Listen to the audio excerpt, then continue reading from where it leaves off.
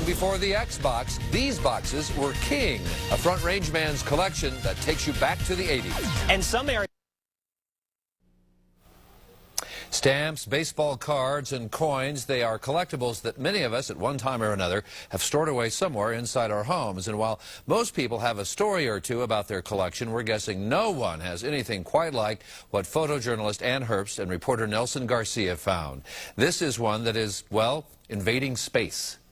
If you listen real close, sounds like the early 1980s in the game room at the mall. No, this is not an arcade. This is my basement.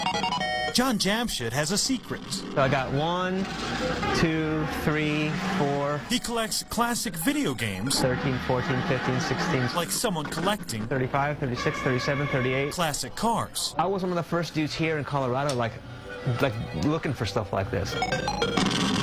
I think it's like a way to capture, my youth, I guess. And for Jamshid, All of a sudden one day it just dawned on me that there are no more classic games, What happened to them all? these aren't just games. I'm on level 3 now. They're memories. It's not just playing the game, it's everything about it. The sounds, the look, the way you stand next to it, all that stuff is really important to me. Nah!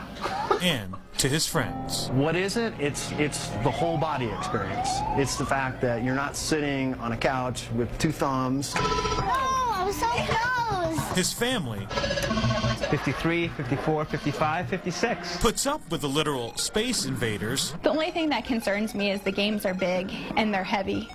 And I just don't want him to hurt himself when he's moving everything around. They put up with it I'm a horrible game player. See that? because it's John's dream. His wife might call it an obsession I need the tinted glass on it. he didn't really tell her about. Oh, no. He brought home the very first game 1 week before we got married. I called the guy in the paper. I still remember his name. His name was Skip Church.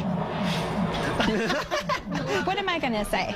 It doesn't hurt anybody. He enjoys playing them. The kids like it. Oh! It's kind of cool. Everybody's all excited about it. I mean, dude, I paid $1,000 for the Tron.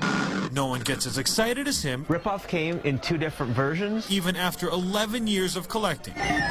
Especially when he finds a game he's been searching for. The one time when I think he was more excited over the game than he was when our child was born. I just ran up to it and ripped everything off and just looked at it. And I actually touched it because I couldn't believe that I owned one.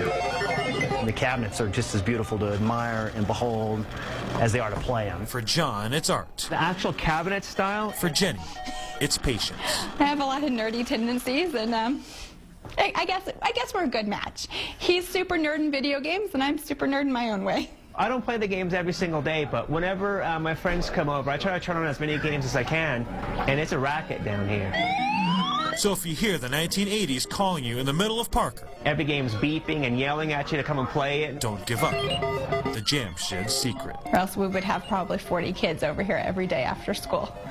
That would be a little too much. With photojournalist Ann Herbst. Oh, man, that's it. Game over. Nelson Garcia, 9 News. Jamshid has supplied video games for movie shoots, and his hobby will be part of an upcoming documentary. He estimates that he has one of the top 5 biggest arcade collections in the U.S. And if you're curious, he runs a music business for a living. And I'll bet Excel Energy sends him Christmas cards because those babies suck some current, I would bet. I hope he gets his wife some flowers often. Yeah. She's very understanding. She's an understanding woman. Yes, she is.